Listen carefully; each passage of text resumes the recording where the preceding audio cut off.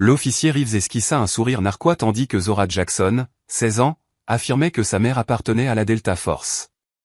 Du sang coulait le long des poignets menottés de Zora, sous l'œil des caméras de sécurité du centre commercial qui enregistraient tout. Puis, les portes vitrées s'ouvrirent.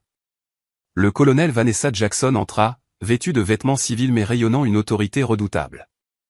Reeves regretterait cette journée pendant des années. Avant de poursuivre cette histoire choquante, d'où nous regardez-vous aujourd'hui? Laissez votre localisation dans les commentaires. Si vous voulez voir plus d'histoires de justice rendues, appuyez sur le bouton j'aime et abonnez-vous dès maintenant. Pouvez-vous imaginer être faussement accusé et humilié en public?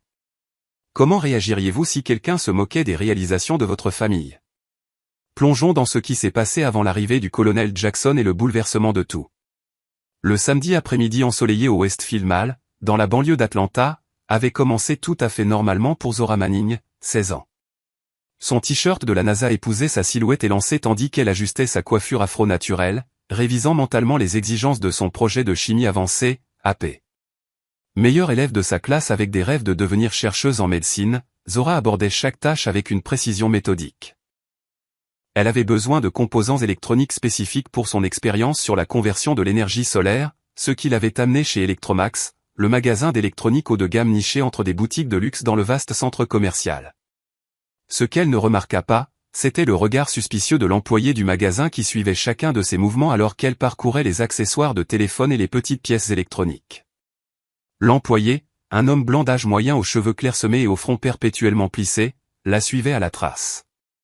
Il redressait des articles qu'elle n'avait pas touchés et lui demandait à plusieurs reprises si elle avait réellement l'intention d'acheter quelque chose.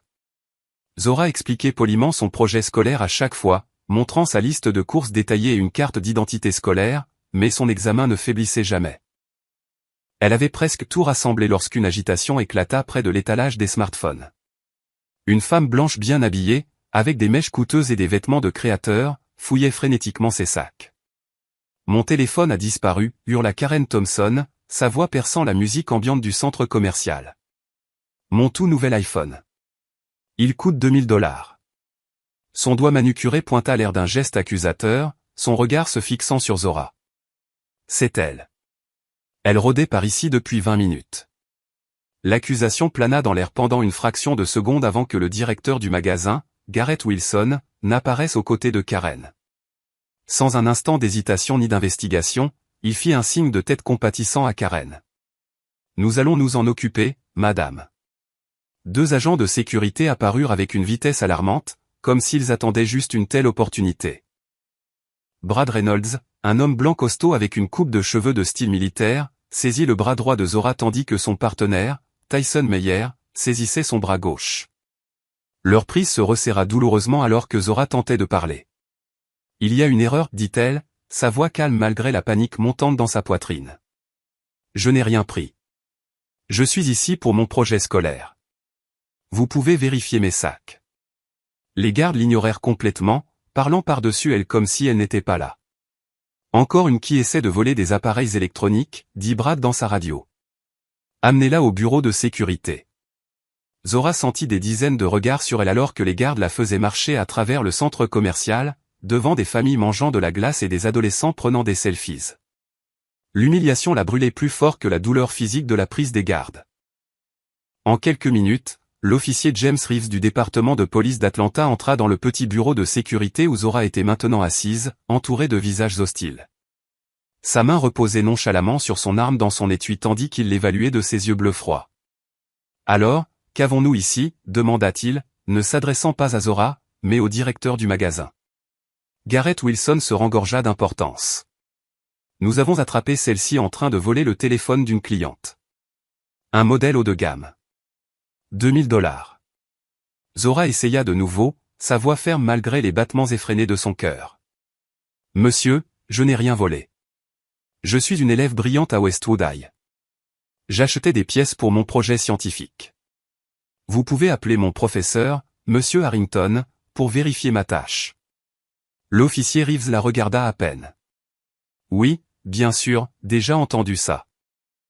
Videz vos poches et votre sac. » Lorsque Zora s'exécuta soigneusement, Reeves jeta brutalement le contenu sur la table, dispersant ses composants soigneusement organisés, ses cahiers scolaires et ses effets personnels. Son portefeuille s'ouvrit, révélant son certificat d'assiduité parfaite et sa carte d'identité d'étudiante. Reeves les ignora alors qu'il fouillait dans ses affaires sans soin ni procédure. Ne trouvant aucun téléphone, ses yeux se rétrécirent. « Où l'avez-vous caché ?» demanda-t-il. « Je n'ai pas pris de téléphone, » répéta Zora, gardant son calme comme sa grand-mère le lui avait appris. « Il n'y a aucune preuve parce que je n'ai rien fait de mal. Il devrait y avoir des images de sécurité que vous pouvez vérifier. » Karen Thompson ricana. Elle a probablement un complice. Ces gens travaillent toujours en groupe. Le racisme ordinaire plana dans l'air, non contesté, tandis que l'officier Reeves hocha la tête en signe d'accord. Sans avertissement, il sortit ses menottes. « Jusqu'à ce que nous réglions ça, vous êtes placé en détention pour suspicion de vol. » Le métal froid s'enfonça dans les poignets de Zora alors que Reeves serrait les menottes bien plus que nécessaire. Elle grimaça alors qu'elle lui coupait la peau, faisant perler de minuscules gouttes de sang. « Elles sont trop serrées, dit-elle doucement. Elle me coupe. » Reeves l'ignora complètement. La petite foule d'employés du centre commercial et de personnel de sécurité observait impassiblement une élève modèle sans casier judiciaire être menottée comme une criminelle dangereuse. Zora prit une profonde inspiration, se recentrant. « J'aimerais appeler ma mère maintenant. C'est mon droit de passer un appel téléphonique. » L'officier Reeves haussa un sourcil. « Et qui est votre mère ?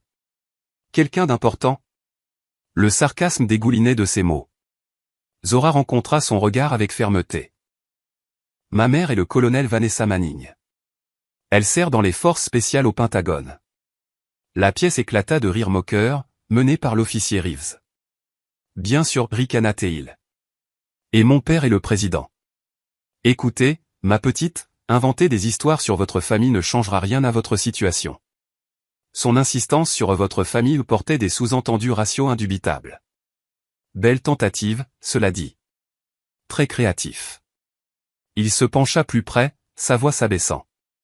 Des gens comme vous pensent toujours qu'ils peuvent s'en sortir par la parole, mais je fais ce travail depuis 20 ans. Je connais votre genre. Le préjugé flagrant stupéfia même Zora, qui avait pourtant connu sa part de discrimination.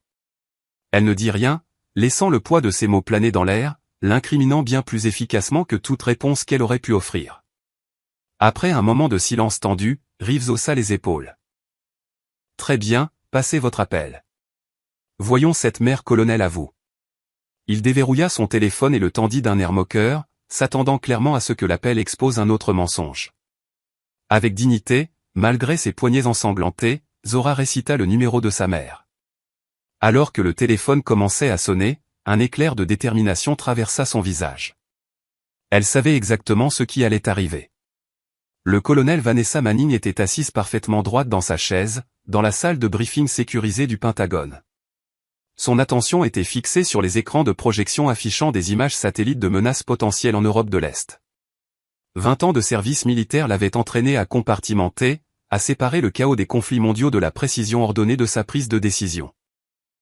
Première femme noire jamais acceptée au sein de la Delta Force, Vanessa avait passé sa carrière à défier les attentes et à briser les barrières.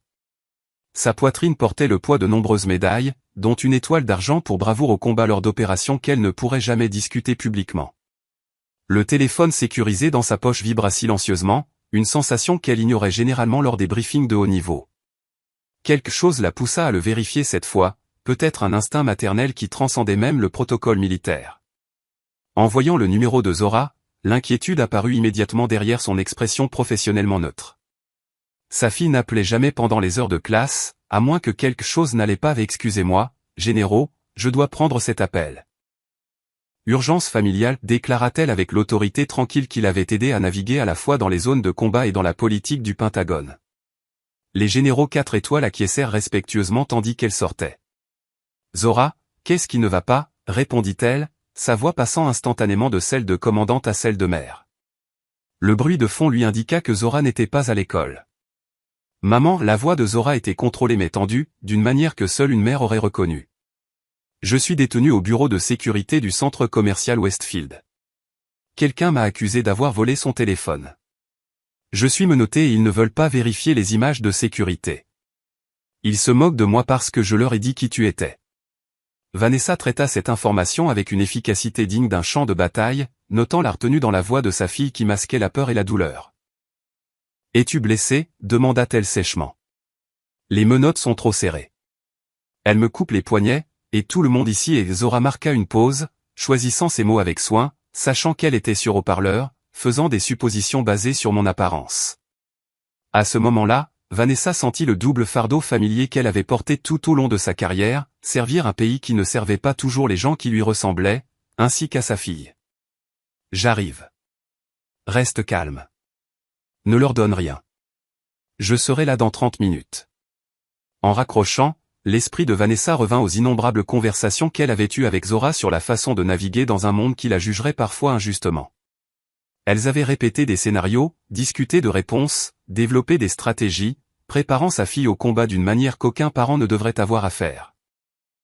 Elle rentra dans la salle de briefing juste assez longtemps pour s'excuser officiellement. Le lieutenant Cooper poursuivra le briefing. J'ai une situation familiale qui demande une attention immédiate. Sans attendre de réponse, elle se dirigea résolument vers son bureau, passant déjà des appels. D'abord à son commandant, le général Marcus A. Monsieur, ma fille est détenue illégalement au Westfield Mall. J'ai besoin d'une permission d'urgence et peut-être d'un soutien. Qui avait servi aux côtés de Vanessa dans 3 zones de combat, n'hésita pas, allez-y, prenez toutes les ressources dont vous avez besoin. Tenez-moi au courant. Ensuite, un appel au major Terence Williams, avocat du corps des avocats généraux, JAG Corps, et ami de longue date. Terence, Zora est détenue au Westfield Mall. Situation de profilage racial. Rejoins-moi là-bas dès que possible avec tous les documents juridiques dont tu as besoin pour faire cesser cela.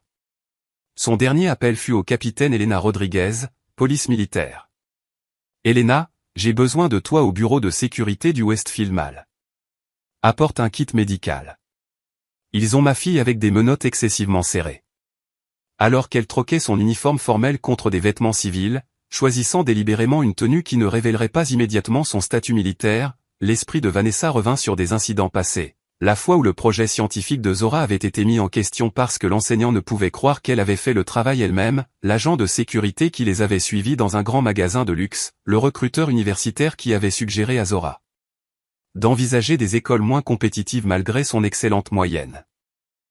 Chaque souvenir alimentait sa fureur contrôlée alors qu'elle naviguait dans le trafic de l'après-midi d'Atlanta, calculant mentalement des itinéraires et des alternatives comme une mission tactique.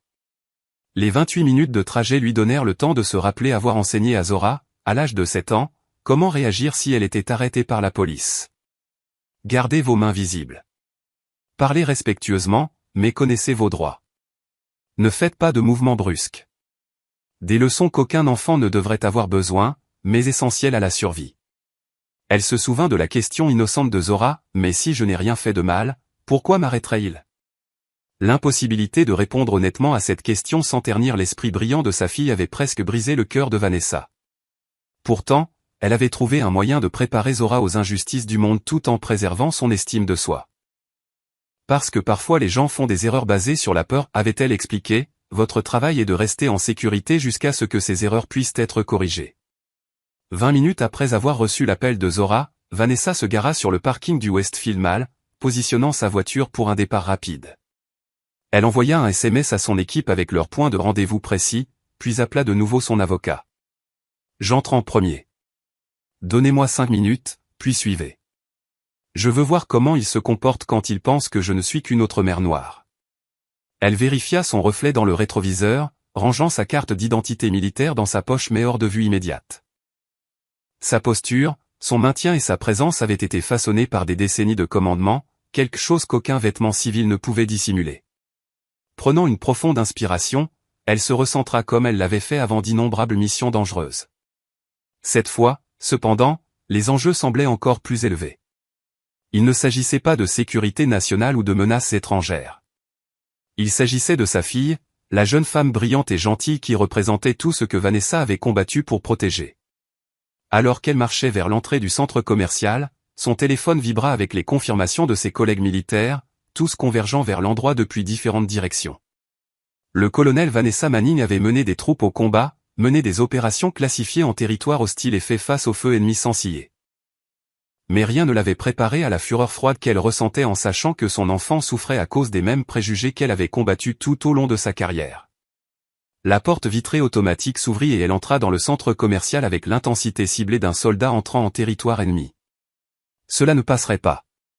Le colonel Vanessa Manning pénétra dans le Westfield Mall avec la précision calculée qui était devenue une seconde nature après des années d'opérations militaires. Bien que vêtue de vêtements civils jean foncé, chemisier bordeaux et blazer noir ajusté, elle se déplaçait avec une autorité indéniable. Ses yeux balayaient l'environnement avec une conscience tactique, notant les sorties, les caméras et le flux des acheteurs insouciants. Les agents de sécurité du centre commercial posté près de l'entrée se redressèrent involontairement à son passage, réagissant instinctivement à sa présence imposante sans comprendre pourquoi. Suivant les indications vers le bureau de sécurité, Vanessa maintint un rythme posé, sa respiration contrôlée malgré la rage bouillonnant sous son extérieur composé. La porte du bureau de sécurité était fermée mais déverrouillée. Sans frapper, elle l'ouvrit et entra, absorbant instantanément chaque détail de la scène. Zora était assise menottée à une chaise, du sang visible sur ses poignets. L'officier Reeves se tenait au-dessus d'elle avec une posture de mépris. Le directeur du magasin se tenait à proximité tandis que l'accusatrice bien habillée était confortablement assise dans un coin, consultant son téléphone. Des agents de sécurité flanquaient la porte, leurs expressions passant de l'ennui à la surprise à l'entrée de Vanessa. Dans le silence momentané qui suivit son entrée, Vanessa croisa le regard de sa fille, communiquant des volumes sans mots. Le léger signe de tête de Zora confirma qu'elle tenait bon malgré l'humiliation et l'inconfort physique. « Je suis Vanessa Manning, la mère de Zora », déclara-t-elle, sa voix portant le même ton que celui qu'elle utilisait pour briefer les responsables du Pentagone. « Je veux que ces menottes soient retirées de ma fille immédiatement. » L'officier Reeves leva à peine les yeux, son attitude dédaigneuse palpable. « Madame, votre fille est détenue pour enquête de vol. Nous nous occuperons des menottes lorsque nous aurons fini de l'interroger. » Son ton condescendant montrait clairement qu'il s'attendait à la soumission d'un autre parent noir intimidé. « Officier Reeves », répondit Vanessa délibérément, utilisant son nom, bien qu'il ne portât aucune identification visible. « Ma fille présente des blessures visibles dues à des contraintes mal appliquées. Vous n'avez aucune preuve d'un crime, vous lui avez refusé la procédure régulière et vous violez actuellement les règlements du département concernant la détention de mineurs. » La précision de ses connaissances fit que Reeves leva les yeux, la réévaluant avec des yeux plissés. « Et comment exactement connaîtriez-vous les règlements du département ?» Son ton restait dédaigneux, mais un éclair d'incertitude était apparu dans son expression. Sans répondre, Vanessa fouilla dans sa poche et posa sa carte d'identité militaire sur la table, la positionnant de manière à ce que tout le monde dans la pièce puisse voir le grade et les classifications spéciales. Colonel Vanessa Manning, force spéciale de l'armée des États-Unis, actuellement en poste au Pentagone avec une habilitation de sécurité de niveau 8. Maintenant, retirez ces menottes à ma fille avant que cela ne dépasse votre contrôle. La température de la pièce sembla baisser de plusieurs degrés alors que Reeves fixait la carte d'identité. Le directeur du magasin, Garrett Wilson, se déplaça inconfortablement. Karen Thompson, l'accusatrice, trouva soudain un grand intérêt à examiner sa manucure. Les agents de sécurité échangèrent des regards, sentant le changement dramatique dans la dynamique du pouvoir. Reeves, cependant, redoubla d'efforts. Jouer la carte raciale avec une carte d'identité militaire ne change pas la procédure, dit-il, bien que sa voix eût perdu de son assurance. Nous avons une accusation crédible d'un témoin fiable. Il fit un geste vers Karen Thompson. Nous gérons cela selon les règles de l'art. L'expression de Vanessa ne changea pas, mais sa voix prit une qualité d'acier familière à ceux qui avaient servi sous son commandement. Quel livre serait ce, officier? Celui qui dit que vous détenez et menotez des mineurs sans preuve. Celui qui dit que vous ignorez les demandes de révision des images de sécurité? Ou peut-être celui qui vous encourage à appliquer des contraintes suffisamment serrées pour provoquer des saignements? Elle se tourna légèrement vers le directeur du magasin. Monsieur Wilson, je suppose que votre magasin a une politique écrite concernant les accusations de vol. Elle exige une vérification par les images de sécurité avant toute détention. Ces images ont-elles été examinées? Le visage de Wilson rougit. Nous n'avons pas besoin de vérifier les images quand nous avons un témoin oculaire, balbutia-t-il, faisant un geste vers Karen. Le regard de Vanessa se déplaça vers Karen Thompson, qui étudiait maintenant attentivement ses sacs de course. Et vous êtes si certaine que ma fille a pris votre téléphone que vous êtes prête à en témoigner sous serment devant un tribunal, avec des pénalités potentielles pour fausses accusations? Avant que Karen ne puisse répondre, la porte s'ouvrit à nouveau alors que le major Terence Williams entrait, vêtu de son uniforme du corps des avocats généraux, JAG Corps, et portant une mallette en cuir. Colonel Manning, il hocha la tête professionnellement. J'ai pris la liberté de contacter le chef de police Garcia concernant cette situation. Il envoie ses salutations à l'officier Reeves et demande une mise à jour immédiate. La mention de son supérieur fit pâlir légèrement Reeves. Le capitaine Elena Rodriguez entra ensuite, son uniforme de police militaire impeccable. Colonel, l'équipe médicale est en attente et j'ai sécurisé le périmètre comme demandé. Cette terminologie militaire, impliquant une opération beaucoup plus vaste, fut délibérément choisie pour déstabiliser tout le monde dans la pièce. Vanessa fit un signe de tête à ses collègues avant de se tourner vers l'officier Reeves. Maintenant, recommençons. Retirez ces menottes. Fournissez des soins médicaux à ma fille. Et examinons les images de sécurité qui auraient dû être vérifiées avant que tout cela ne se produise. Lorsque Reeves hésita, le major Williams s'avança. Peut-être n'ai-je pas été clair, officier. Le chef de police Garcia attend personnellement votre appel. Dois-je composer son numéro pour vous? La mention du chef de police une seconde fois finit par faire effet. Reeves déverrouilla à contre-cœur les menottes de Zora, révélant des marques rouges et profondes là où le métal avait entaillé sa peau. Le capitaine Rodriguez se précipita immédiatement aux côtés de Zora avec un kit de premiers secours, traitant et documentant professionnellement les blessures. Pendant ce temps, le sac à main de créateur de Karen Thompson émit une sonnerie familière. Tout le monde dans la pièce se figea alors qu'elle fouillait précipitamment dans son sac, en extrayant un iPhone identique à celui qu'elle avait accusé Zora de voler. La couleur quitta son visage alors qu'elle éteignait rapidement le téléphone. « Serait-ce votre téléphone prétendument volé, mademoiselle Thompson ?» demanda Vanessa calmement. « Ou peut-être avez-vous deux modèles identiques ?» Le directeur du magasin commença à se diriger vers la porte tandis que Karen balbutiait. « J'ai dû le rater. Simple erreur. Pas de mal fait. » « Pas de mal ?» La voix de Vanessa resta calme mais porta dans la pièce maintenant silencieuse. « Ma fille saigne. Elle a été publiquement humiliée, menottée et accusée d'un crime sans preuve. Et vous appelez ça pas de mal? Que pensez-vous du déroulement de cette situation jusqu'à présent? Commentez le numéro 1 si vous pensez que l'officier Reeves devrait être sanctionné pour ses actions, ou le numéro 2 si vous pensez qu'il faisait simplement son travail. Appuyez sur le bouton j'aime si vous avez déjà été dans une situation où vous avez été jugé injustement, et abonnez-vous pour voir comment le colonel Manning gère la suite des événements. La confrontation ne fait que commencer. Mais que se passera-t-il lorsque les véritables motivations de Karen seront révélées? Et comment l'officier Reeves réagira-t-il lorsque son supérieur arrivera sur les lieux? Restez à l'écoute pour découvrir à quel point cette discrimination est profonde.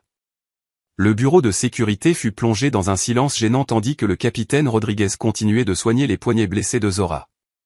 Le colonel Manning se tenait inébranlable, son attention maintenant portée sur l'écran de surveillance du centre commercial, où des images du magasin d'électronique défilaient à l'envers.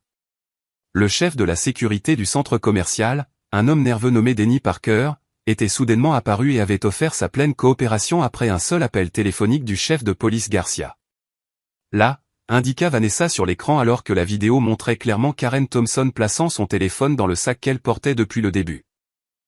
L'horodatage indiquait que cela s'était produit 5 minutes avant son accusation. « Repassez là » demanda le major Williams, enregistrant la séquence avec son téléphone comme preuve. Parker s'exécuta, et la pièce observa Karen Thompson mettre délibérément son téléphone dans son sac, jeter un coup d'œil furtif autour d'elle, puis faire une scène au sujet de sa disparition. La séquence continua, la montrant spécifiquement ciblée Zora malgré la présence de plusieurs autres clients plus proches d'elle. Accédez maintenant au profil client de mademoiselle Thompson dans votre système, instruisit Vanessa à Parker, qui tapa rapidement des commandes sur l'ordinateur. Ses sourcils se levèrent alors que l'écran affichait des informations. Elle a déposé cette plainte similaire au cours des 14 derniers mois, révéla-t-il, faisant défiler les données. Toutes contre eux, sa voix s'estompa alors qu'il remarquait le schéma, contre des clients de couleur. Le major Williams compléta pour lui, prenant des captures d'écran. Et quelles mesures ont été prises lors de ces incidents précédents? Parker déglutit difficilement. Détention de sécurité dans tous les cas. Police appelée dans 4 cas. Aucune accusation n'a été portée après que les articles ont été retrouvés ailleurs à chaque fois. Pendant que cette conversation se poursuivait, le capitaine Rodriguez avait discrètement passé ses propres appels. Elle s'approcha de Vanessa avec sa tablette. « Colonel, l'officier Reeves a 12 plaintes pour usage excessif de la force dans son dossier, 9 impliquant des suspects issus de minorités. Toutes ont été classées sans suite. » L'officier Reeves, qui bouillonnait silencieusement dans un coin, s'avança brusquement. « Ce sont des informations confidentielles du personnel. Vous n'avez pas le droit d'y accéder. » Rodriguez resta parfaitement calme. « En fait, monsieur, lorsqu'un schéma de violation des droits civiques semble possible, le renseignement militaire dispose de pouvoirs spécifiques accordés par la loi de coopération en matière de sécurité intérieure de 2023. C'était une fabrication complète, mais délivrée avec une telle confiance professionnelle que Reeves hésita, incertain. À l'extérieur du bureau de sécurité, l'agitation avait attiré l'attention. Des clients du centre commercial s'étaient rassemblés, beaucoup enregistrant avec leur téléphone. Quelqu'un avait reconnu Zora grâce à son récent championnat scolaire et la nouvelle de la détention injustifiée d'une élève vedette s'était rapidement répandue.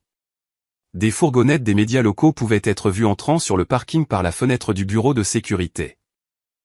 Karen Thompson rompit enfin son silence. « C'est ridicule. C'était une simple erreur que n'importe qui aurait pu faire. Je suis en retard pour un rendez-vous. » Elle se leva pour partir, mais le capitaine Rodriguez bloqua poliment mais fermement son chemin. « J'ai peur que nous ayons besoin d'une déclaration formelle de votre part, mademoiselle Thompson. Porteur de fausses accusations est une affaire sérieuse. » La porte s'ouvrit de nouveau, laissant entrer un homme âgé distingué en uniforme de police orné des insignes du chef de police d'Atlanta. Robert Garcia balaya la pièce d'un regard expérimenté, son regard se durcissant lorsqu'il tomba sur l'officier Reeves. « J'ai reçu des rapports inquiétants concernant un incident impliquant un mineur. Je vois qu'il n'était pas exagéré. » Son attention se porta sur Zora, son expression s'adoucissant. « Allez-vous bien, jeune femme ?» Avant que Zora ne puisse répondre, Karen Thompson tenta de profiter de la distraction pour s'échapper par la porte. Elle fut arrêtée par l'arrivée d'un autre officier qui accompagnait le chef. « Karen Thompson, » demanda l'officier. « Nous avons quelques questions concernant un schéma d'incident similaire au North Lake Mall et au Perimeter Center. » Le sac à main de créateur de Karen glissa de ses doigts, tombant au sol avec un bruit sourd. « C'est du harcèlement. J'étais la victime ici. » Alors que l'attention se concentrait sur Karen, le directeur du magasin, Garrett Wilson, tenta sa propre sortie discrète, mais fut intercepté par le major Williams. « Monsieur Wilson, nous aurons besoin d'accéder à tous les rapports d'incidents concernant les accusations de vol dans votre magasin au cours des 2 dernières années. » Le visage de Wilson pâlit. « Ce sont des documents d'entreprise confidentiels. » « Pas lorsqu'il concerne une potentielle enquête sur les droits civiques, » rétorqua Williams avec aisance. Pendant que cet échange avait lieu, Zora resta digne malgré son épreuve. Le technicien médical arrivé avec le chef de police Garcia confirma que, bien que ses poignets subiraient des ecchymoses importantes, aucun dommage permanent n'avait été causé. Tout au long de cela, l'officier Reeves était devenu de plus en plus agité, sa main se déplaçant inconsciemment vers son arme plusieurs fois avant de s'arrêter. « C'est complètement disproportionné », s'exclama-t-il finalement. « Nous avons reçu une plainte et avons agi conformément à la procédure. » Le chef de police Garcia se tourna vers lui avec un regard dur. « Quelle procédure vous a autorisé à menotter un mineur si fort que cela a provoqué des saignements? Quelle procédure vous a dit d'ignorer les demandes de vérification des preuves qui l'auraient immédiatement disculpé ?» Avant que Reeves ne puisse répondre, le chef continua, « Et puisque nous parlons de procédure, où sont les images de votre caméra corporelle de cet incident ?» Reeves toucha instinctivement sa poitrine là où la caméra aurait dû se trouver. Dysfonctionnement technique. Je l'ai signalé la semaine dernière. Intéressant, interrompit le capitaine Rodriguez, vérifiant sa tablette. Selon les registres du département, votre caméra était certifiée fonctionnelle lors du contrôle d'équipement ce matin. Les agents de sécurité du centre commercial qui avaient initialement détenu Zora avaient été des témoins silencieux de la scène. Maintenant, le plus jeune des deux, Brad Reynolds, s'avança hésitamment. « Monsieur, » s'adressa-t-il au chef de police, « je pense que je devrais dire quelque chose. Nous avons reçu des instructions de la direction de porter une attention particulière à certains types de clients. » Il ne put soutenir le regard de Zora en parlant. Wilson explosa immédiatement. « C'est un mensonge. Nous n'avons jamais donné de telles instructions. Brad sortit son téléphone. J'ai enregistré notre dernière réunion de personnel parce que j'étais mal à l'aise avec les directives. Il offrit le téléphone au chef Garcia, qui écouta avec un froncement de sourcils de plus en plus profond avant de le passer au major Williams. Une autre arrivée interrompit la tension alors qu'une femme en tailleur coûteuse entra, se présentant comme Jennifer Haynes, conseillère juridique générale de la société mère du Westfield Mall. Après une évaluation rapide de la situation, elle se tourna vers le colonel Manning. Au nom de Westfield Property, je tiens à exprimer nos plus profondes excuses pour cet incident. Nous souhaiterions offrir un règlement immédiat pour éviter des litiges inutiles. Vanessa la regarda froidement. Madame Haynes, il ne s'agit pas d'argent. Il s'agit d'un problème systémique que les chèques de règlement enterrent commodément. Combien d'autres familles sans connexion au Pentagone ont subi un traitement similaire? Le sourire professionnel de l'avocate vacilla. Pendant ce temps, Zora avait remarqué quelque chose sur l'écran de sécurité qui affichait toujours des images de l'intérieur du magasin. Maman, dit-elle doucement, montrant l'écran. Tout le monde se tourna pour voir les images en direct montrant le gérant du magasin, Wilson, accédant hâtivement au système de sécurité sur l'ordinateur principal du magasin. Le major Williams décrocha immédiatement son téléphone. Violation de sécurité en cours au bureau principal d'Electromax. Des preuves sont en train d'être altérées. En quelques instants, la sécurité du centre commercial se précipita dans le magasin à l'écran, empêchant Wilson de terminer la suppression qu'il avait tentée. Comme si la situation ne pouvait pas devenir plus chaotique, le mari de Karen Thompson arriva, un homme imposant en costume qui commença immédiatement à proférer des menaces. « Monte, je suis Richard Thompson de Thompson, Blackwell et Price. Cette détention est illégale et nous allons déposer des plaintes pour diffamation et harcèlement. » Le chef de police Garcia le regarda calmement. « Monsieur Thompson, votre femme a été enregistrée en train de dissimuler des preuves pour accuser faussement une mineure. Je vous suggère de peser vos prochains mots très attentivement. » À l'extérieur, la foule avait considérablement grossi à mesure que la nouvelle se répandait via les réseaux sociaux. L'équipe de presse locale avait installé des caméras, interrogeant des témoins qui avaient vu Zora être escortée à travers le centre commercial, menottée. L'histoire était déjà en tête des tendances locales sous justice pour Zora. À l'intérieur du bureau de sécurité de plus en plus bondé, Zora resta le calme au centre de la tempête. Malgré son épreuve, elle était assise avec une posture parfaite, son t-shirt de la NASA un rappel poignant de ses aspirations universitaires qui avaient été temporairement perturbées par des préjugés flagrants. Les images de sécurité continuaient de défiler sur plusieurs écrans, révélant des angles supplémentaires qui montraient Karen cherchant délibérément une jeune personne de couleur à accuser, ignorant plusieurs adolescents blancs qui étaient plus proches d'elle. Les preuves devenaient de plus en plus accablantes à chaque minute. Pourtant, l'officier Reeves restait défiant. Karen Thompson insistait sur le fait que tout n'était qu'un malentendu, et le gérant du magasin Wilson tentait toujours de défendre ses actions. Alors que le personnel médical terminait de bander les poignets de Zora, le colonel Manning s'agenouilla à côté de sa fille. « Es-tu prête à rentrer à la maison, ou veux-tu voir cela jusqu'au bout » demanda-t-elle doucement. Zora regarda autour de la pièce les conséquences du profilage racial qui se déroulait habituellement de manière cachée et impunie. « Je veux rester » répondit-elle avec détermination dans la voix. « Quelqu'un doit s'assurer que cela ne disparaisse pas. » Vanessa hocha la tête avec fierté, se levant pour faire face au chef de police. « Nous allons déposer des accusations formelles, déclara-t-elle fermement, non seulement contre mademoiselle Thompson, mais aussi contre l'officier Reeves pour usage excessif de la force et contre Electromax et Westfield Mall pour pratiques discriminatoires. Comme par un fait exprès, 3 autres personnes entrèrent dans le bureau déjà bondé, l'éminent avocat des droits civiques Benjamin Harris, accompagné de 2 jeunes femmes qui eurent un hoquet en voyant Karen Thompson. « C'est elle, dit l'une d'elles. C'est la femme qui m'a accusé d'avoir volé son portefeuille au Perimeter Mall le mois dernier. » Les fils d'un schéma de discrimination beaucoup plus vaste commençaient à s'entrecroiser, révélant une tapisserie d'injustice qui était restée incontestée pendant bien trop longtemps. L'officier Reeves, de plus en plus acculé à mesure que les preuves s'accumulaient contre lui, tendit la main vers sa radio. « Dispatch, j'ai besoin d'unités supplémentaires au bureau de sécurité du Westfield Mall. La situation dégénère. » Ses yeux se posèrent nerveusement sur le colonel Manning, le chef de police Garcia et le personnel militaire qui avait transformé ce qui aurait dû être une détention de vol de routine en un désastre menaçant sa carrière.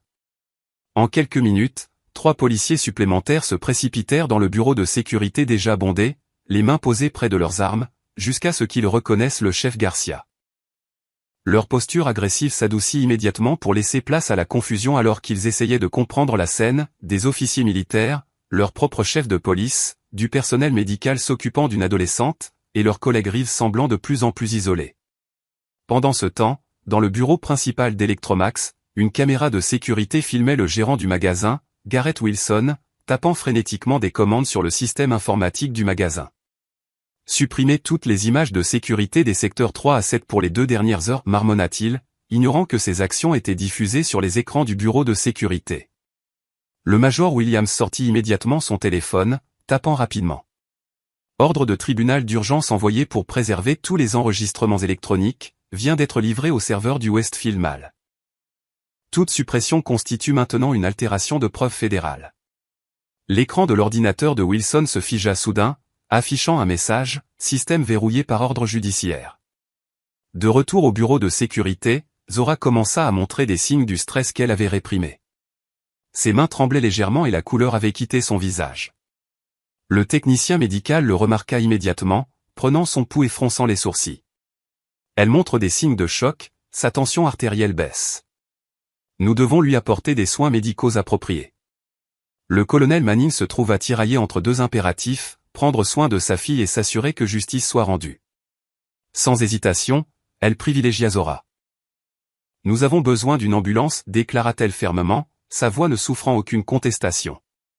Alors que le capitaine Rodriguez passait l'appel, le propriétaire du centre commercial, Frederick Jenkins, arriva, le visage tendu d'inquiétude face à la présence médiatique croissante à l'extérieur.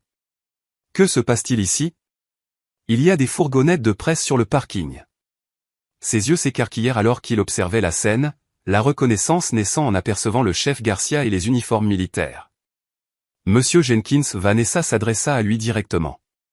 Votre centre commercial a un grave problème de pratique de sécurité discriminatoire. Ma fille a été physiquement blessée et publiquement humiliée à cause de politiques que vous avez soit mises en œuvre, soit laissées prospérer. Jenkins passa immédiatement en mode gestion de crise. C'est clairement un regrettable malentendu. Westfield Mall s'engage en faveur de la diversité et de l'inclusion. Nous aimerions offrir une compensation pour tout désagrément. Désagrément? Vanessa le coupa, désignant les poignets bandés de Zora. Est-ce ainsi que vous appelez la séquestration et les blessures physiques infligées à une mineure? Avant que Jenkins ne puisse répondre, la situation de la famille Thompson s'aggrava. Richard Thompson avait passé des appels téléphoniques de plus en plus bruyants dans un coin et s'approcha maintenant avec une confiance renouvelée. Je me suis entretenu avec le juge Hamilton, qui est un ami personnel. Toute cette situation est exagérée. Ma femme a commis une erreur honnête et nous nous attendons à ce que tous les appareils d'enregistrement soient remis immédiatement afin d'éviter toute diffusion diffamatoire de séquences trompeuses. Le major Williams esquissa un mince sourire. Monsieur Thompson, tenter d'utiliser des relations personnelles pour influencer une enquête active pourrait être interprété comme une obstruction à la justice. Quant aux images, elles ont déjà été transmises à des serveurs militaires et policiers sécurisés comme preuve. À l'extérieur, la situation prenait sa propre vie. Des vidéos de Zora étant escortée à travers le centre commercial, menottée, étaient devenues virales, atteignant des centaines de milliers de vues en une heure. Des leaders locaux des droits civiques étaient arrivés après avoir vu l'explosion sur les réseaux sociaux, et une foule de sympathisants grandissait, beaucoup brandissant des pancartes faites à la hâte exigeant justice. À l'intérieur du centre commercial, les clients étaient divisés, certains s'arrêtant pour rejoindre la manifestation tandis que d'autres se plaignaient de la perturbation. Les réactions polarisées révélaient des tensions communautaires profondes qui couvaient sous la surface.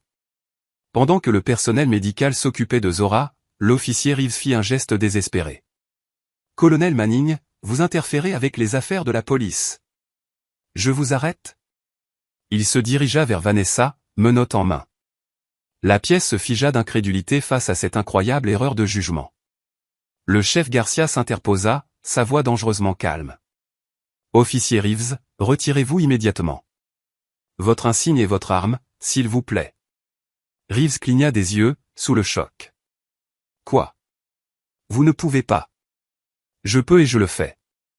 Vous êtes suspendu avec effet immédiat en attendant une enquête pour usage excessif de la force, manquement aux procédures du département et falsification de rapports d'équipement. » Le chef tendit la main, avec un air d'attente.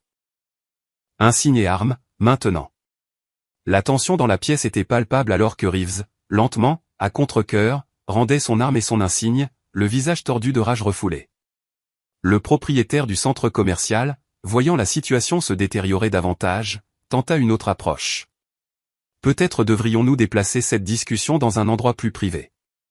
La présence des médias est préoccupante. Et la présence des médias est exactement ce qu'il faut, interrompit une nouvelle voix. Le révérend Marcus Johnson de la First Baptist Church était arrivé, accompagné d'autres leaders communautaires qui avaient vu les événements se dérouler sur les réseaux sociaux. Trop d'incidents comme celui-ci se produisent à huis clos, ce qui leur permet d'être enterrés et oubliés. Comme pour confirmer son propos, l'un des agents de sécurité qui avait initialement détenu Zora s'avança. « Je veux faire une déclaration, dit Brad Reynolds, sa voix tremblant légèrement. On nous a spécifiquement demandé de cibler certains clients en fonction de... » Il hésita, puis continua, en fonction de profils raciaux. Le gérant Wilson nous a dit de surveiller les jeunes urbains qui ne semblaient pas pouvoir se permettre de faire leurs achats ici. Wilson bredouilla de déni, mais fut interrompu par plusieurs employés d'Electromax qui s'étaient rassemblés à la porte, ayant entendu parler de l'incident. C'est vrai, dit une jeune femme en uniforme du magasin. On nous a dit de suivre certains clients et d'en ignorer d'autres. J'ai des emails le prouvant. L'équipe d'ambulance arriva, évaluant professionnellement Zora et se préparant à la transporter à l'hôpital. Le colonel Manning se tenait aux côtés de sa fille, maintenant sa présence imposante malgré son inquiétude. J'accompagnerai ma fille à l'hôpital. Major Williams, veuillez continuer à documenter toutes les déclarations et preuves. Capitaine Rodriguez, coordonnez-vous avec le chef Garcia pour vous assurer que tous les dossiers pertinents sont sécurisés. Tandis que les techniciens médicaux transféraient soigneusement Zora sur une civière, elle tendit la main vers celle de sa mère. Maman, dit-elle, sa voix ferme malgré son état physique. Il ne s'agit pas seulement de moi. Nous devons nous assurer que cela cesse d'arriver à tout le monde. Vanessa serra la main de sa fille, immensément fière de son courage et de sa clarté, même en ce moment de traumatisme personnel. Nous le ferons, promit-elle, sa détermination s'endurcissant. Cela s'arrête maintenant. Alors qu'il se préparait à partir pour l'hôpital, Richard Thompson fit une dernière tentative pour contrôler le récit. C'est absurde. Ma femme est victime d'une chasse aux sorcières. Je poursuivrai en justice tous les impliqués pour diffamation. Sa menace tomba à plat alors que le chef de police Garcia s'approchait de lui. Monsieur Thompson, sur la base des preuves que nous avons examinées et de l'historique de votre femme en matière de faux rapports similaires, nous enquêtons sur elle pour dépôt de faux rapports de police, potentielles accusations de crimes de haine et gaspillage des ressources policières. Vous voudriez peut-être vous assurer une représentation légale spécialisée en défense pénale plutôt qu'en tactique d'intimidation. La foule s'écarta respectueusement alors que Zora était emmenée vers l'ambulance qui l'attendait, le colonel Manning marchant à ses côtés avec une posture militaire parfaite malgré la tourmente émotionnelle sous son extérieur composé. Derrière eux, la situation dans le centre commercial continuait de se dérouler avec davantage de témoins se présentant, davantage de preuves de pratiques discriminatoires étant découvertes, et les conséquences se propageant comme des ondes dans un étang. Ce qui avait commencé comme une fausse accusation d'une femme contre une adolescente noire avait exposé un problème systémique qui ne pouvait plus être ignoré ou nié. Et au centre de tout cela se trouvait une élève de 16 ans, Honorée, dont la dignité face à l'injustice inspirait tous ceux qui en étaient témoins. L'odeur d'antiseptique de l'hôpital Atlanta Memorial enveloppait Zora tandis que les médecins examinaient ses poignets plus en détail.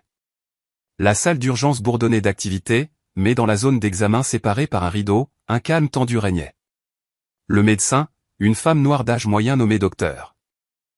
Williams, nettoyait soigneusement les coupures causées par les menottes, tandis qu'une infirmière documentait chaque blessure par des photographies. Ces lacérations sont compatibles avec des contraintes appliquées avec une force excessive, déclara le Dr Williams pour le dossier. Il y a des lésions tissulaires qui laisseront des cicatrices si elles ne sont pas correctement traitées. Le colonel Manning se tenait à proximité, son entraînement militaire lui permettant de maintenir un calme extérieur tout en traitant intérieurement la rage que toute mère ressentirait en voyant son enfant blessé. La visite à l'hôpital prit une tournure inattendue lorsque le docteur Williams reconnut le nom de Zora. « Vous êtes la jeune Manning de Westwood High ?» Lorsque Zora hocha la tête, le comportement professionnel du médecin s'adoucit légèrement. « Ma fille était à la foire scientifique régionale le mois dernier. Elle n'arrêtait pas de parler de votre projet de recherche sur les applications de l'énergie solaire. Elle a dit que c'était le travail le plus impressionnant qu'elle ait jamais vu. Ce bref moment de reconnaissance, de voir Zora pour ses réalisations plutôt que comme suspecte, renforça visiblement l'adolescente. Ses épaules se redressèrent alors qu'un détective de police entrait pour recueillir sa déclaration officielle. Avec une clarté remarquable, Zora raconta chaque détail de l'incident, depuis son entrée dans le magasin jusqu'à son menottage et sa détention. Sa mémoire précise impressionna le détective, qui prit des notes méticuleuses. « Vous avez mentionné que l'officier Reeves a fait des commentaires sur votre genre. Pouvez-vous vous souvenir de ces paroles exactes ?» demanda le détective.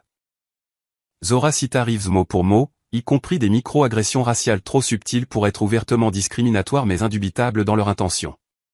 Pendant qu'elle parlait, un administrateur de l'hôpital apparut à l'entrée, l'air nerveux. « Colonel Manning, une situation est en train de se développer. » Le hall de l'hôpital se remplit de journalistes, et le représentant du syndicat de la police de l'officier Reeves demande à vous parler. Vanessa échangea un regard avec le détective. « J'ai besoin d'un instant avec ma fille. » Lorsqu'elles furent seules, elle prit la main non blessée de Zora. « Cela prend une ampleur inattendue. Es-tu absolument certaine de vouloir poursuivre cela? Nous pourrions encore accepter un règlement privé et protéger ta vie privée. » Zora rencontra le regard de sa mère avec une détermination inébranlable.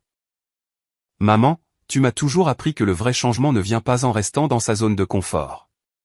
Combien d'autres enfants ont vécu cela sans avoir une mère dans les forces spéciales? » La fierté qui gonfla la poitrine de Vanessa faillit submerger son calme militaire. « Très bien, alors. Faisons cela correctement. » Pendant que Zora terminait son traitement médical, le colonel Manning sortit dans le couloir pour passer un appel à son commandant. « Général, la situation a dégénéré. Les médias locaux sont impliqués et il y a des preuves de discrimination systématique à plusieurs niveaux. » Elle résuma brièvement les développements, y compris la suspension de l'officier Reeves et le schéma émerge d'incidents similaires. La réponse de E fut immédiate et ferme. Cela relève de potentielles violations des droits civiques. J'autorise le soutien total de notre équipe juridique et j'ouvre une enquête militaire officielle sur le traitement d'une personne à charge de personnel militaire. Cette classification transforma ce qui aurait pu être rejeté comme un incident local en une affaire fédérale avec des ressources importantes derrière elle.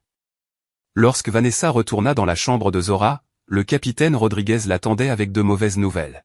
« Colonel, nous avons découvert que ce n'est pas la première plainte pour usage excessif de la force de l'officier Reeves impliquant une famille de militaires.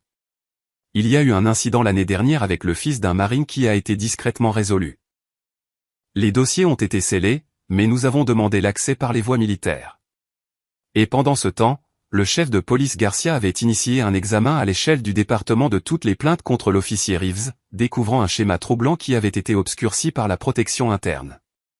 Le syndicat de la police faisait déjà pression, publiant une déclaration soutenant Reeves et caractérisant l'incident comme une détention de routine qui a été politisée par des agitateurs extérieurs. Au Westfield Mall, la situation continuait d'évoluer. Le propriétaire du centre commercial, Frederick Jenkins, reconnaissant la grave menace pour son entreprise, avait licencié le gérant Garrett Wilson après avoir examiné des images de sécurité provenant de plusieurs magasins montrant un schéma clair de pratiques de sécurité discriminatoires. Karen Thompson et son mari faisaient face à des problèmes juridiques croissants alors que de plus en plus de victimes de ces fausses accusations se présentaient, y compris 3 personnes à charge de militaires provenant de bases voisines.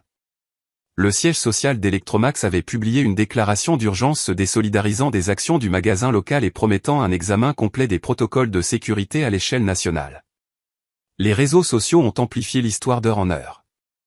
Justice pour Zora était en tête des tendances nationales, des célébrités et des personnalités publiques exprimant leur indignation. Les camarades de classe de Zora avaient organisé une manifestation devant le centre commercial qui avait réuni des centaines de participants. Lorsque Zora fut finalement sortie de l'hôpital ce soir-là, ses poignets bandés rappelant de façon poignante les événements de la journée, elle fut surprise de trouver son professeur de chimie AP, Monsieur Harrington, qui l'attendait dans le hall. « Vos camarades de classe m'ont envoyé », expliqua-t-il. « Ils voulaient que vous sachiez qu'ils ont réuni toutes les fournitures pour votre projet et terminé la configuration initiale. Ils ont dit de vous dire que vous devriez vous concentrer sur votre rétablissement pendant qu'ils gèrent les préliminaires. » Ce petit acte de solidarité fit couler les premières larmes que Zora s'était permise de verser de la journée. Le lendemain matin, alors que Zora se reposait à la maison, le colonel Manning reçut un appel inattendu d'une éminente avocate des droits civiques, Helen Washington, qui proposa de représenter Zora bénévolement. cette affaire a le potentiel de créer un précédent significatif concernant les procédures de détention pour les mineurs et le profilage racial dans les milieux commerciaux, expliqua Washington. Et franchement, le calme et l'éloquence de votre fille en font une plaignante idéale. Vanessa prit l'information, mais expliqua qu'elle devait discuter des options avec Zora et leur équipe juridique militaire existante. Lorsqu'elle évoqua la possibilité de régler l'affaire à l'amiable pour protéger la vie privée de Zora, la réponse de Washington fut une source de réflexion. Colonel, d'après ce que j'ai entendu, votre fille comprend quelque chose que beaucoup d'adultes ne saisissent jamais, qu'une compensation individuelle sans changement systémique perpétue le problème pour les autres qui suivront. Lorsque Vanessa partagea cette conversation avec Zora au petit déjeuner, sa fille n'hésita pas, elle a raison, maman. Si nous nous arrangeons discrètement, rien ne changera. Karen Thompson trouvera une autre cible. L'officier Reeves récupérera son insigne. Le magasin trouvera de meilleures façons de cacher sa discrimination. Zora marqua une pause, regardant ses poignets bandés. Je pense toujours à cette citation que tu as encadrée dans ton bureau, celle sur les problèmes nécessaires. Vanessa sourit, reconnaissant la référence au leader des droits civiques John Lewis. De bons problèmes, des problèmes nécessaires. Tu sais que choisir cette voie ne sera pas facile. Il y aura des gens qui essaieront de te discréditer, de remettre en question ton caractère, de minimiser ce qui s'est passé. Zora hocha solennellement la tête. Je sais, mais je sais aussi qui je suis. Cet après-midi-là, ils apprirent que des enquêteurs militaires avaient découvert des communications entre l'officier Reeves et plusieurs groupes extrémistes connus, y compris des messages à caractère racial concernant le maintien de la sécurité de certains quartiers. Cette découverte transforma l'affaire une fois de plus, impliquant potentiellement des groupes de travail antiterroristes nationaux. Pendant ce temps, Westfield Mall avait annoncé des changements majeurs dans sa politique de sécurité, y compris une formation obligatoire sur les préjugés et de nouvelles procédures de surveillance. La société mère d'Electromax avait mis en congé administratif l'ensemble de l'équipe de direction locale en attendant une enquête. Ce qui surprit tout le monde, cependant, fut la vague de soutien communautaire. Cette autre famille s'était manifestée avec des expériences similaires dans le même centre commercial, formant un groupe de soutien improvisé. Le directeur de l'école de Zora, initialement prudent quant à son implication, avait publié une déclaration forte soutenant son élève vedette et confirmant son caractère irréprochable. Des entreprises locales commencèrent à afficher des panneaux justice pour Zora, créant une carte visible des espaces sûrs dans toute la communauté. Ce soir-là, alors que les fourgonnettes de presse restaient garées devant leur maison, Zora et Vanessa étaient assises dans leur salon, examinant les options avec le major Williams et l'avocate civile, Helen Washington. La société mère du centre commercial a offert un règlement substantiel, expliqua Williams. 7 chiffres, sans admission de culpabilité, mais avec des changements de politique obligatoires. Washington rétorqua, mais un procès pour violation des droits civiques pourrait créer un précédent juridique contraignant qui protégerait des milliers d'autres personnes dans des situations similaires. Zora écouta attentivement les deux perspectives, puis demanda, quelle approche fait le plus pour que cela n'arrive pas à quelqu'un d'autre, quelqu'un qui n'a pas mes avantages? La question resta en suspens, révélant une sagesse au-delà de ses 16 ans. Avez-vous déjà eu à choisir entre votre confort personnel et la défense d'une cause plus grande que vous? Commentez le numéro 1 si vous pensez que Zora devrait accepter le règlement et poursuivre sa vie, ou le numéro 2 si vous pensez qu'elle devrait se battre pour un changement systémique, même si c'est plus difficile. Aimez cette vidéo si vous avez déjà été témoin de discrimination et que vous vous êtes demandé ce que vous pouviez faire pour aider, et abonnez-vous pour voir l'alliance puissante qui se forme pour soutenir Zora dans sa lutte pour la justice. Que feriez-vous si vous étiez dans la position du colonel Manning? Jusqu'où iriez-vous pour protéger non seulement votre enfant, mais tous les enfants confrontés à une injustice similaire? Le tournant de cette histoire révèle que parfois, le choix le plus difficile est aussi le plus nécessaire. Une semaine après l'incident du centre commercial, Zora était assise à sa table de cuisine, faisant défiler les réseaux sociaux avec un mélange de détermination et d'incrédulité. Ce qui avait commencé comme une injustice personnelle s'était transformé en quelque chose de bien plus complexe. « Maman, regarde ça » appelait-elle le colonel Manning, qui préparait du café. Le site web des nouvelles locales affichait un article proéminent, question soulevée sur l'incident du centre commercial, était-ce vraiment du profilage racial? L'article citait des sources anonymes remettant en question le caractère de Zora et suggérant qu'elle s'était comportée de manière suspecte dans le magasin. Des histoires similaires avaient commencé à apparaître sur diverses plateformes, toutes suivant le même schéma narratif. Vanessa lut par-dessus l'épaule de sa fille, son entraînement militaire lui permettant de reconnaître une campagne coordonnée lorsqu'elle en voyait une. Ils essaient de contrôler le récit, observa-t-elle calmement. Une tactique classique de contre-espionnage. Un appel du major Williams confirma leurs soupçons. Le syndicat de la police a embauché une firme de gestion de crise, rapporta Teil. Ils combattent agressivement la suspension de l'officier Reeves, et Richard Thompson a des liens avec plusieurs médias locaux grâce au budget publicitaire de son cabinet d'avocats. La résistance ne se limitait pas à la manipulation médiatique. Ce matin-là, Vanessa avait reçu un email préoccupant de son commandant. Colonel Manning, bien que le Pentagone soutienne votre affaire familiale, des préoccupations subsistent quant à la nature très médiatisée de la situation. Certains estiment que cela pourrait créer des tensions inutiles entre les forces armées et les forces de l'ordre local. Peut-être qu'une résolution plus discrète serait appropriée. Le message était clair. Des forces puissantes préféraient que cet incident disparaisse discrètement. Alors que Zora se préparait à retourner à l'école, elle faisait face à ses propres appréhensions. Et si tout le monde avait vu ces articles, demanda-t-elle, ajustant la sangle de son sac à dos pour éviter d'appuyer sur ses poignets encore en voie de guérison. Vanessa serra sa fille dans ses bras. Souviens-toi qui tu es. Ton dossier parle de lui-même. Le lycée Westwood présentait un microcosme de la réponse divisée de la communauté. Certains professeurs accueillirent Zora avec un soutien discret tandis que d'autres maintenaient une distance notable. Monsieur Harrington, son professeur de chimie AP, l'attira à part après les cours. Le corps enseignant est divisé, admit-il. Certains pensent que tu aurais dû régler ça en privé au lieu de faire une scène, mais beaucoup d'entre nous sont fiers de toi pour t'être levé. La réaction des élèves était également mitigée.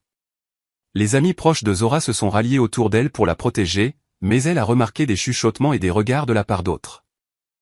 Pendant le déjeuner, elle a entendu une fille à la table voisine dire « Mon père dit que sa mère n'utilise ça que pour attirer l'attention. Les militaires pensent toujours qu'ils sont spéciaux. » Le commentaire a piqué, mais Zora a gardé son calme. Après l'école, elle a découvert un développement plus troublant. Un email du prestigieux comité de la bourse scientifique Brené indiquait qu'il réexaminait toutes les candidatures à la lumière des événements récents, une référence à peine voilée à sa situation. Cette bourse était le chemin de Zora vers ses universités de rêve. Ce soir-là, une enveloppe non marquée arriva chez eux, contenant des captures d'écran imprimées de publications sur les réseaux sociaux avec des commentaires racistes et des menaces voilées. Le colonel Manning contacta immédiatement le personnel de sécurité de son unité qui arriva en quelques heures pour évaluer la vulnérabilité de leur maison et établir des mesures de protection. C'est une stratégie d'intimidation standard, expliqua le capitaine Rodriguez en installant des caméras de sécurité supplémentaires. Ils espèrent que vous déciderez que cela n'en vaut pas la peine et que vous abandonnerez tout. Pendant ce temps, Vanessa faisait face à ses propres défis professionnels. Une évaluation de promotion prévue avait été mystérieusement reportée. Son commandant, le général Hay, était favorable en privé, mais de plus en plus prudent dans les communications officielles. Le paysage politique est compliqué, expliqua-t-il lors d'un appel sécurisé. Certaines personnalités influentes considèrent cela comme anti-police plutôt qu'anti-discrimination. Au troisième jour de résistance coordonnée, la pression s'intensifia. Les nouvelles locales ont diffusé un reportage sur le coup des fausses accusations contre les policiers, mettant en vedette la famille de l'officier Reeves. Le porte-parole du syndicat de la police a souligné les 20 ans de service irréprochable de Reeves, omettant commodément les multiples plaintes dans son dossier. Karen Thompson a donné une interview en larmes, se présentant comme une victime des circonstances dont la vie avait été injustement ruinée par une erreur honnête. Les avocats d'entreprise du centre commercial ont contacté le major Williams avec une offre de règlement modifiée qui comprenait un ensemble financier accru, mais ajoutait un accord de non-divulgation complet qui empêcherait Zora et Vanessa de discuter publiquement de l'incident. Le même jour, les images de sécurité d'Electromax ont mystérieusement développé des problèmes de corruption dans les segments critiques montrant Karen cachant son téléphone et ciblant Zora. Heureusement, le capitaine Rodriguez avait sécurisé plusieurs copies de sauvegarde par les voies militaires. Le coup le plus personnel vint lorsque la demande de bourse de Zora fut officiellement reportée en attente d'une révision de son dossier personnel. Le calendrier laissait peu de doute quant au lien avec son affaire en cours. Malgré ces pressions croissantes, un soutien inattendu émergea de divers horizons. 3 des anciens collègues de Vanessa de la Delta Force, désormais employés dans la sécurité privée, se sont portés volontaires pour protéger leur domicile. Des enseignants d'autres écoles ont envoyé des messages de solidarité. plusieurs camarades de classe de Zora ont créé un groupe d'études spécifiquement pour s'assurer que ses notes ne souffriraient pas pendant l'épreuve. Puis vint l'escalade la plus troublante.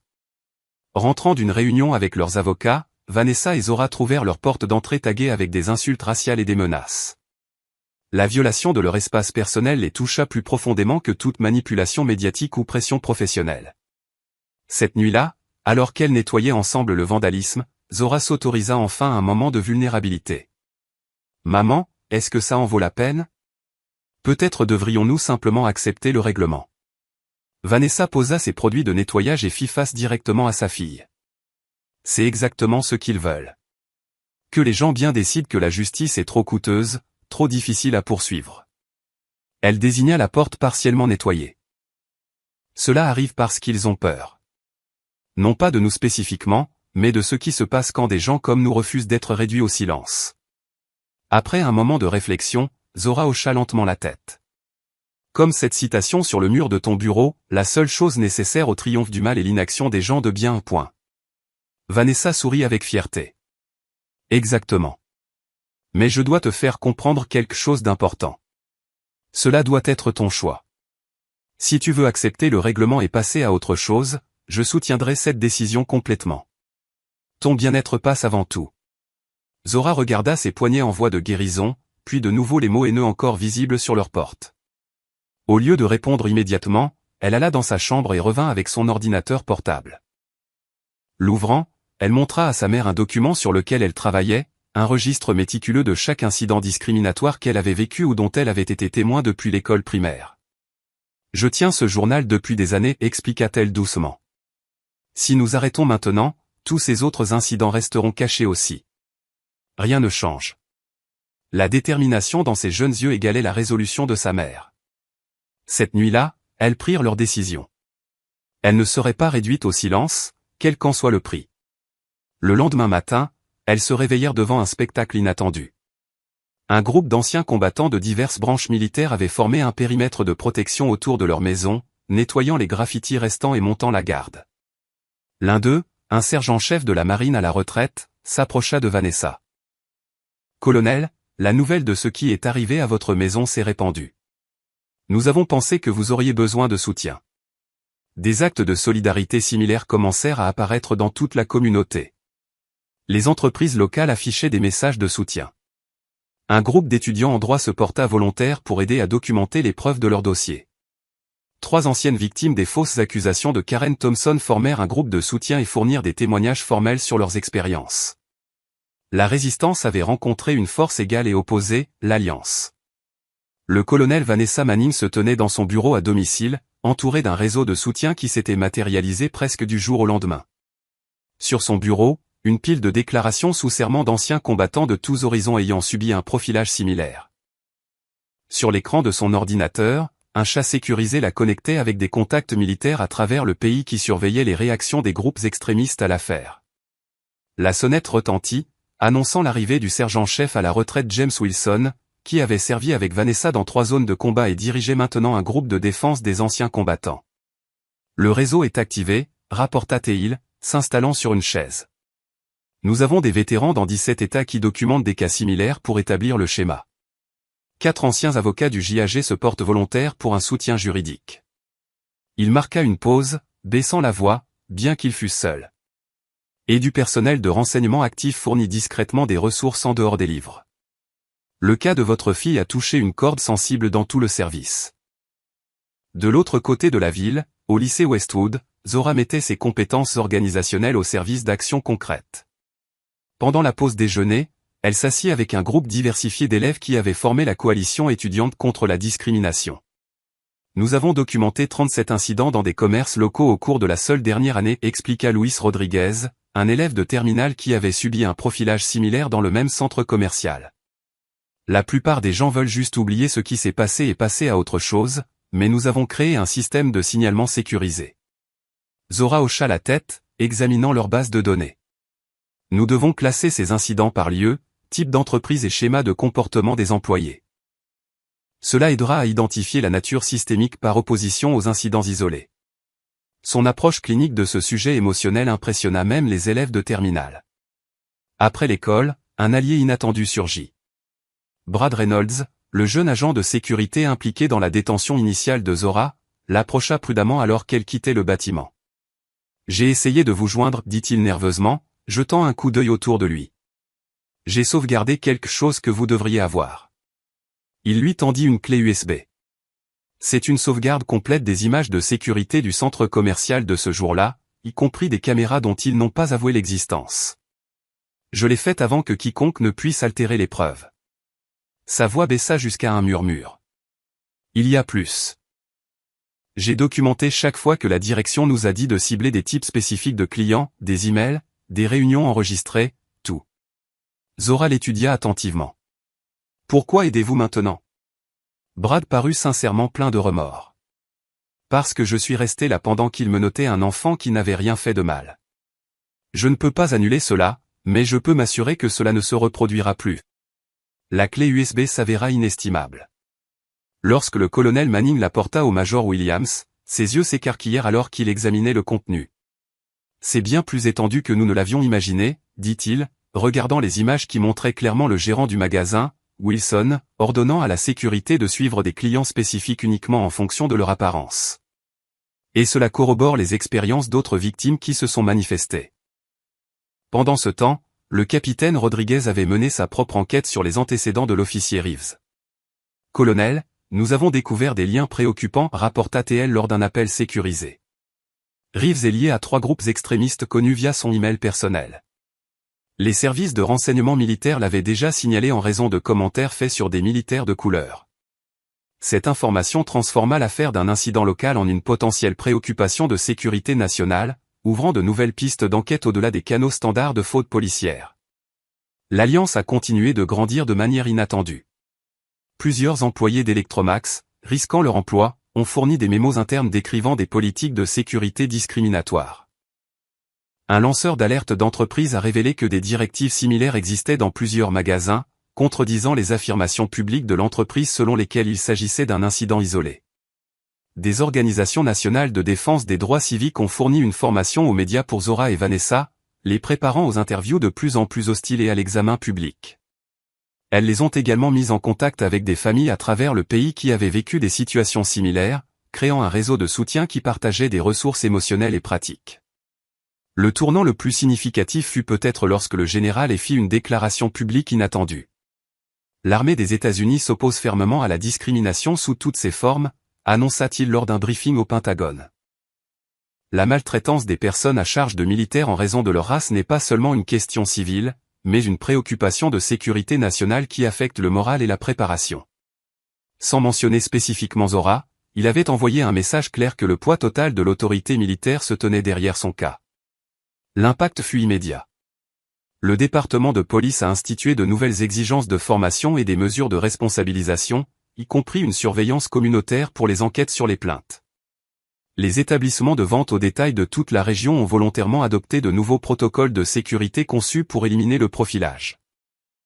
Plus significativement, le témoignage de Zora devant un comité du Congrès sur la discrimination dans le commerce de détail a conduit à une proposition de législation fédérale établissant des lignes directrices et des sanctions plus claires pour les entreprises s'engageant dans des pratiques de sécurité discriminatoires. La carrière militaire du colonel Manning, loin d'être endommagée par la controverse, a atteint de nouveaux sommets. Elle a été promue et chargée de créer un groupe de travail spécialisé traitant des questions de droits civiques affectant les familles militaires, transformant une injustice personnelle en une amélioration institutionnelle. Un an plus tard, Zora se tenait sur un podium dans le même centre commercial où elle avait été menottée, maintenant transformé par une nouvelle direction et de nouvelles politiques. L'endroit accueillait la cérémonie de remise des prix inaugurales de la fondation de bourse portant son nom. Le vrai changement ne consiste pas à punir des individus, mais à transformer des systèmes, dit-elle à l'auditoire composé d'étudiants, de leaders communautaires et de médias. Ce qui m'est arrivé n'était pas unique. Ce qui est unique, c'est que nous avons refusé de laisser cela être enterré ou oublié. Alors qu'elle annonçait les 10 premiers lauréats de la bourse, Zora incarnait la combinaison parfaite de la force de sa mère et de sa propre passion intellectuelle. Son acceptation au prestigieux programme de recherche médicale de l'université Johns Hopkins garantissait que son rêve de contribution scientifique restait sur la bonne voie, non découragé par ceux qui avaient tenté de la définir par les préjugés plutôt que par le potentiel. Le centre commercial qui avait autrefois été le lieu de l'humiliation présentait désormais des supports de formation et des protocoles qui étaient devenus un modèle national pour les environnements de vente au détail. Le bureau de sécurité où Zora avait été détenu fut converti en un centre de sensibilisation communautaire offrant des ressources et un soutien aux jeunes défavorisés. Même certains de ceux qui avaient initialement résisté au changement avaient évolué. Brad Reynolds, l'agent de sécurité qui avait fourni des preuves cruciales, dirigeait maintenant des programmes de formation enseignant au personnel de sécurité comment maintenir la sécurité sans pratiques discriminatoires. Plusieurs officiers de l'ancien département de Reeves étaient devenus des défenseurs de la réforme au sein des forces de l'ordre. La transformation la plus profonde, cependant, était visible dans les interactions quotidiennes au sein de la communauté. Les suppositions tacites et les discriminations occasionnelles qui étaient autrefois monnaie courante étaient maintenant reconnues et remises en question. Les jeunes de tous horizons se déplaçaient dans les espaces publics avec une plus grande confiance qu'ils seraient jugés par leurs actions, et non par leur apparence. Tandis que le colonel Manning regardait sa fille s'adresser à l'auditoire avec aplomb et passion, elle réfléchissait à la façon dont un seul moment d'injustice avait catalysé un mouvement pour un changement durable. Le chemin n'avait pas été facile, mais il avait été nécessaire, non seulement pour Zora, mais pour tous ceux qui viendraient après elle. Qu'auriez-vous fait à la place de Zora? Auriez-vous eu le courage de vous opposer à une injustice systémique, même face à une opposition puissante? Laissez un commentaire pour raconter une fois où vous avez été témoin ou victime de discrimination et comment vous avez réagi. Si cette histoire vous a inspiré à reconnaître et à contester les traitements injustes dans votre propre communauté, veuillez aimer et vous abonner pour soutenir plus de contenus qui abordent des questions sociales importantes. Et n'oubliez pas de partager cette vidéo avec quelqu'un qui a besoin d'entendre qu'une seule personne peut vraiment faire la différence lorsqu'elle refuse d'accepter l'injustice comme normale. Merci d'avoir écouté cette histoire de courage, de dignité et de la puissance de défendre ce qui est juste, même quand il serait plus facile de rester silencieux. Cette histoire illustre puissamment que la justice exige à la fois du courage et de la persévérance face à la discrimination systémique. Zora et le colonel Manning démontrent que, confrontés à l'injustice, le chemin facile d'accepter une compensation et de passer à autre chose perpétue le problème pour les futures victimes. Le véritable changement exige de rester ferme malgré l'intimidation, les attaques personnelles et les coups personnels. L'alliance qui s'est constituée autour de leur histoire illustre avec force la manière dont les préjugés prospèrent lorsqu'ils restent cloîtrés dans l'ombre, mais s'effondrent dès qu'ils sont confrontés à la lumière d'un examen collectif. Chaque action individuelle, même modeste en apparence, génère des répercussions qui dépassent largement le cadre de ces circonstances immédiates. La décision de Zora de se battre, non seulement pour elle-même mais aussi pour toutes celles et tous ceux qui risqueraient d'affronter un traitement semblable, a transformé une blessure intime en une source de guérison partagée et en un mouvement vers la réforme institutionnelle. Cette histoire met en relief le double fardeau porté par les minorités, contraintes de servir au sein d'institutions qui, trop souvent, ne leur rendent pas justice avec la même équité. Plus profondément encore, elle nous rappelle une vérité essentielle, les systèmes ne se transforment pas d'eux-mêmes. Ils changent lorsque des individus courageux refusent de tolérer la discrimination comme une normalité et exigent la responsabilisation à chaque échelon. La véritable justice n'est pas seulement une question de punition des individus, mais bien de métamorphoser les structures qui permettent aux préjugés de croître sans être contestés. Et vous, quel moment de votre vie vous a poussé à choisir entre le confort et la défense de ce qui est juste? Avez-vous trouvé la force de vous exprimer, ou gardez-vous le regret de ne pas l'avoir fait? Partagez votre expérience dans les commentaires ci-dessous. Si vous avez déjà été témoin d'une injustice ou d'une discrimination et que vous vous êtes senti impuissant à y mettre fin, sachez que cette histoire démontre comment le courage d'une seule personne peut ouvrir la voie à un changement profond. Cliquez sur j'aime si vous croyez à un monde où chacun est jugé pour son caractère et non pour son apparence. Abonnez-vous à notre chaîne pour découvrir d'autres récits bouleversants qui nous invitent à bâtir ensemble une société plus équitable. Enfin, n'hésitez pas à partager cette vidéo avec quelqu'un qui a besoin d'encouragement pour se dresser face aux injustices dans sa communauté. Merci de participer à la diffusion de ce message essentiel, porteur de dignité, de respect et de la conviction que certains combats valent d'être menés pour tous.